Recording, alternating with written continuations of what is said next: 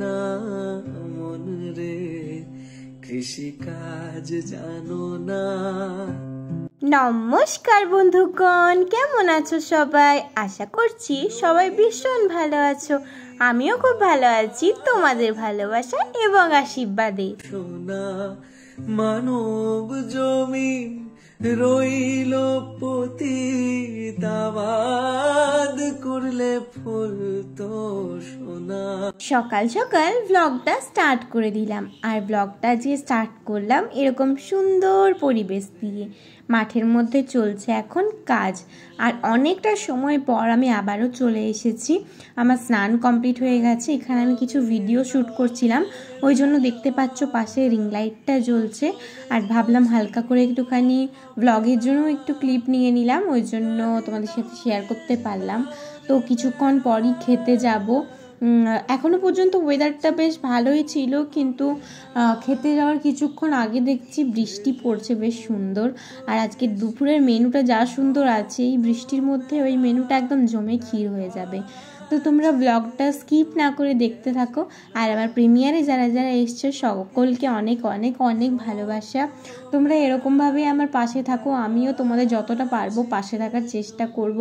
আমাকে যারা সাপোর্ট করবে তারা আমার থেকে অবশ্যই সাপোর্ট পাবে, হয়তো একটু লেটে সাপোর্ট পাবে, কিন্তু ঠিক সাপোর্ট পাবে, এটা তোমাদের কথা দিলাম।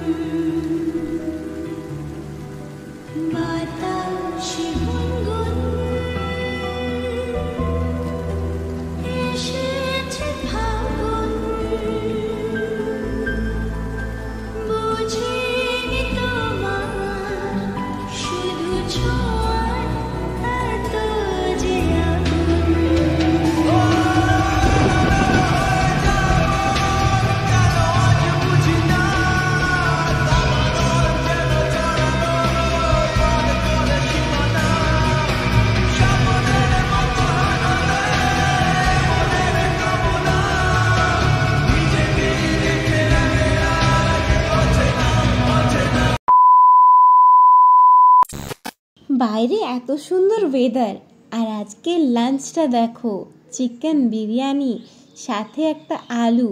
বাঙালির আলু তো সবেই চাই, মানে কি বলবো, আলু বাঙালির সব থেকে প্রিয় খাদ্য বলতে পারো। আর আমার কাছেও আলু প্রচণ্ড প্রিয়। আর ডিম রয়েছে একটা। তো চলো এটা দিয়ে দুপুরের লাঞ্চটা করব। বাইরে দারুণ সুন্দর ওয়েদার সত্যিকারে। আর আমি একটুখানি ঘরে ঢং মেরে নিলাম, জানি কিছু কিছু মানুষের সহ্য হবে না, কিন্তু আমি কাউকে পাত্তা দিই না। আর এই গরমে তো একটুখানি পেপসি খেতেই হবে। যদিও আজকে ওয়েদারটা ঠিক আছে, কিন্তু আমার ফ্রিজে পেপসি আনা ছিল, তো আমার খুব খেতে ইচ্ছে করছিল। আর খাওয়া দাওয়ার পর এগুলো খেতে বেশ ভালোই লাগে। আগে এগুলো 1 টাকা করে বিক্রি হতো, এখন 5 টাকা হয়ে গেছে। 2000 years later. যদিও তখনকার দিনে 1 টাকাটা অনেক কিছু ছিল, বাট আজকালকার দিনে 5 টাকাতে কিছুই হবে না, তাই না? 5 টাকাটা খুবই কম। আর ওরা এত রোদে রোদে ঘুরে ঘুরে বিক্রি করে, বলো, আমার কাছে মনে হয় অনেকটা কম ইনকামই হয় ওদের। মানে লাভটাও তো একটু রাখতে হবে, তো 10 টাকা করলেও কোনো ক্ষতি নেই। আর এই দেখো আজকে ছিল অক্ষয় তৃতীয়া, তো এই দেখো দোকান থেকে দিয়েছে তোমার লক্ষ্মী গণেশের একটা ক্যালেন্ডার দিয়েছে, আর মতিচুর মিষ্টি দিয়েছিল। এটা গয়নার দোকান থেকে দিয়েছে বোধহয়, না এটা কোনো ভ্যারাইটি স্টোর, জানি না কোথা থেকে দিয়েছে, আমি ঠিক দোকানটা জানি না কোথায়। আমি আসলে বেরোই না বাড়ি থেকে, না জানাটাই আমার স্বাভাবিক। আর এদিকে 2টো মিষ্টির প্যাকেট দিয়েছিল, তো দুটোই ছিল। আর মতিচুর মিষ্টি খেতে আমার ভীষণ ভালো লাগে, মানে আমার দিদির যেগুলো ভালো লাগে আমার সেগুলো ভালো লাগে। আমার দিদির যেমন মতিচুর মিষ্টি খুব ভালো লাগে, আমারও ওর দেখে দেখেই ভালো লাগে। ডিরেক্ট চলে আসলাম রাতের ডিনার প্রিপেয়ার করতে। আর আজ আমার পদ্ধতিতে বা আমি কেমনভাবে ম্যাগি বানাই সেটাই তোমাদের সাথে শেয়ার করব। তো চলো তোমরা দেখতে থাকো, আশা করছি দেখেই তোমরা বুঝতে পেরে যাবে। এই তো এখানে ম্যাগি নিয়ে নিয়েছি, আর একটু সাদা তেল দিয়ে সিদ্ধ করতে দিলে কি বলো তো, ম্যাগিটা গায়ে গায়ে লেগে যায় না, বেশ ঝুরঝুরে ব্যাপারটা আসে। তো এদিকে আমি দুটো ম্যাগি এখন সিদ্ধ করতে দিয়ে দিই। তোমরা ভিডিওটা গানের সাথে দেখতে থাকো, আশা করছি ভিডিও দেখে বুঝতেই পারবে আমি কি দিচ্ছি না দিচ্ছি। मेरे नाम तेनू से तेनू दिल दा वास्ता তোমাকে না লেখা চিঠিটা ডাক বাক্সের এক কোণে সাদা খামে না লেখা নাম। এই যে এখানে ম্যাগিটা সেদ্ধ হয়ে গেছে, আমি এখন জল ঝরতে দিয়ে দিয়েছি। এর মধ্যে আরেকটু সাদা তেল মাখিয়ে আমি রেখে দেব, তাহলে ব্যাপারটা আরও ঝুরঝুরে হবে। এখনও পর্যন্ত কিন্তু ঝুরঝুরেই থাকে আর ম্যাগিটাও ঝুরঝুরে হবে। আর সাদা তেল তো দেখবে বিরিয়ানির যখন চাল সেদ্ধ করতে দেয় তখনও কিন্তু সাদা তেল দেওয়া হয়, কারণ ঝুরঝুরে ব্যাপারটা আসে। আর এদিকে আমি কিছু মশলা নিয়ে নিয়েছি, যেমন তোমার আমি খুব একটা ঝাল খেতে পারি না, তবে ম্যাগি খেতে আমার মানে ঝাল ঝাল ম্যাগি বেশ ভালো লাগে। এদিকে সয়া সস, টমেটো কেচাপ, রসুন কুচি, পেঁয়াজ কুচি, জিরে গুঁড়ো, চিলি ফ্লেক্স, তারপরে তোমার লঙ্কা গুঁড়ো, লবণ আর ম্যাগি মশলা তো আছেই। তো চলো এগুলো দিয়ে আমি একদম কি বলবো চাইনিজ স্টাইলের বা কোরিয়ান স্টাইলের ম্যাগি বানাবো, ঠিক আছে? সবই তোমারই একা চিঠি একা আমি আজকের পুরো রান্নাটাই বলতে পারো সাদা তেল দিয়ে করব। ম্যাগিটা আমার আগে যখন দিদি রান্না করতো তখন ও সর্ষের তেল দিয়ে করতো, ভালো লাগতো, কিন্তু এটা আমার পদ্ধতিতে করছি, এটা কিন্তু আমি আগে থেকেই বলে দিচ্ছি। তো সাদা তেল কড়াইয়ে দিয়ে দিয়েছি, গরমও হয়ে গেছে। এখন রসুন কুচিটাকে ভালোভাবে ভেজে নেব, তারপরে পেঁয়াজ কুচিটাও দিয়ে দেবো। হয়তো কোনোদিন ভুলে যাবে তুমি, ভুলতে কি পারবো তোমায়, তাই তো এসেছি আজকে তোমাকে নীরবে জানাতে বিদায়। রসুনটা ভাজা হতে হতেই কিন্তু আমি এখানে পেঁয়াজটা দিয়ে দিলাম, আর হালকা লবণও দিয়ে দিয়েছি। মানে বেশি কিন্তু ফ্রাই করবে না, একদম যে লাল লাল ফ্রাইটা হবে সেটা বলছি না, মানে একটা স্মেল আসবে ভাজা ভাজা, তখনই কিন্তু পেঁয়াজটা দিয়ে দিতে হবে। আর এদিকে দেখো লঙ্কা গুঁড়োও দিয়ে দিলাম, আর লবণ তো আগেই দিয়ে দিয়েছি, যদিও আর একটু লবণ লাগবে। আর এদিকে দেখো তোমার চিলি ফ্লেক্সটা দিয়ে দিয়েছি। যদি তোমাদের কাছে চিলি ফ্লেক্স না থাকে, শুকনো লঙ্কার যে বীজগুলো থাকে সেগুলোও কিন্তু তোমরা বের করে দিয়ে দিতে পারো। আমিও তাই করেছি, আমার কাছে চিলি ফ্লেক্সটা না সেদিনকে ছিল না, সত্যি কথা বলতে গেলে। তো চলো আবার এটাকে ভালোভাবে নাড়াচাড়া করে নিই। ও তোমারই চলার পথে দিয়ে যেতে চাই আমি একটু আমার ভালোবাসা।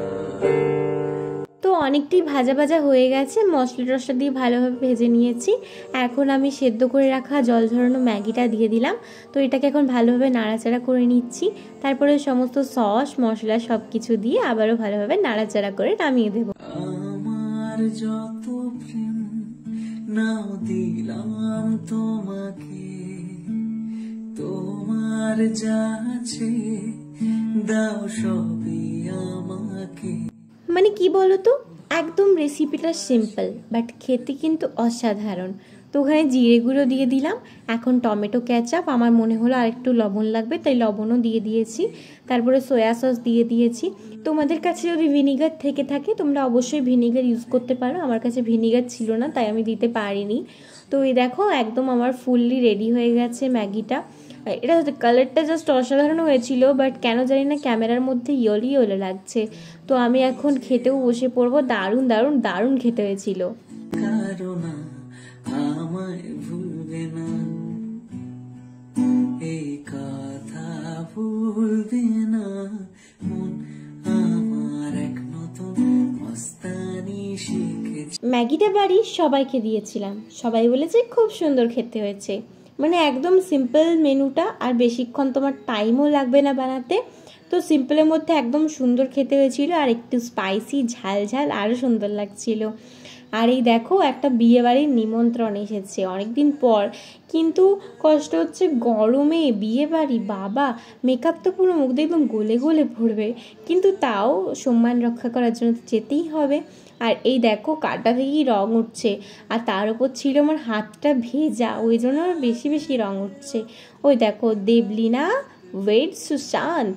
তো বিয়েবাড়িটা কবে যেন, হ্যাঁ পেরিয়ে গেছে বিয়েবাড়িটা, তোমরা যেদিন ব্লগটা দেখছো সেদিন হয়তো পেরিয়ে গেছে। বিয়েবাড়ি ছিল তোমার 15ই মে, হ্যাঁ। আর আমি ব্লগটা কবে দিচ্ছি সেটা আমি নিজেও জানি না সত্যিকারে বলতে গেলে। তো চলো বন্ধুরা, আজকের মতো ভিডিওটা আমি এখানেই এন্ড করছি।